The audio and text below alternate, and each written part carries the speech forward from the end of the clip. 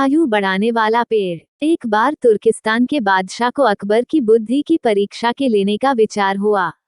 उसने एक अर्ची को पत्र देकर सिपाहियों के साथ दिल्ली भेजा। पत्र का मजमून कुछ इस प्रकार था। अकबर शाह, मुझे सुनने में आया है कि आपके भारतवर्ष में कोई ऐसा पेड़ पैदा होता है जिसके पत्ते खाने से मनुष्य की आयु बढ़ जाती है। यदि यह बात सच्ची है तो मेरे लिए उस पेड़ के थोड़े पत्ते अवश्य भिजवाएं। बादशाह उस पत्र को पढ़कर विचारमग्न हो गए। फिर कुछ देर तक बीरबल से राय मिलाकर उन्होंने सिपाहियों सहित उस अर्ची को कैद कर एक सुदृढ़ किले में बैद करवा दिया।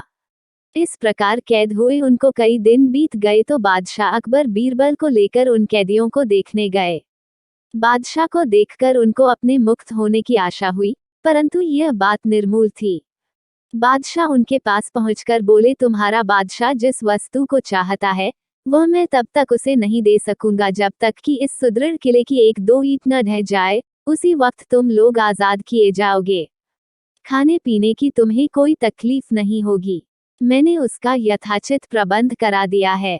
इतना कहकर बादशाह चले गए, परंतु कैदियों की चिंता और बढ़ गई। वे अपने मुक्त होने के उपाय सोचने लगे। उनको अपने स्वदेश के सुखों का स्मरण कर बड़ा दुख होता था। वे कुछ देर तक इसी चिंता में डूबे रहे। अंत में वे ईश्वर की वंदना करने लगे, हे भगवान, क्या हम इस बंधन से मुक्त नहीं किए जाएंगे?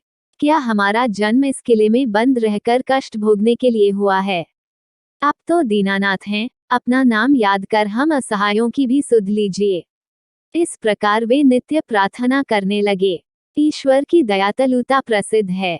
एक दिन बड़े जोरों का भूकंप आया और किले का कुछ भाग भूकंप के कारण धराशायी हो गया। सामने का पर्वत भी टूटकर चकनाचूर हो गया। इस घटना के पश्चात अर्ची ने बादशाह के पास किला टूटने की सूचना भेजी। बादशाह को अपनी कही हुई बात याद आ गई, इसलिए उस अर्ची को उसके साथियों सहित दरबार में बुलाकर बोले, आपको अपने बादशाह का आशय विदित होगा और अब उसका उत्तर भी तुमने समझ लिया है। यदि न समझा हो तो सुनो, मैं उसे और भी स्पष्ट किए देता हूँ।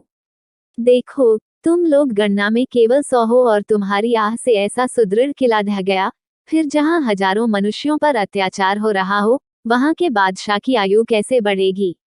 उसकी तो आयु घटती ही चली जाएगी और लोगों की आह से उसका शीघ्र ही पतन हो जाएगा।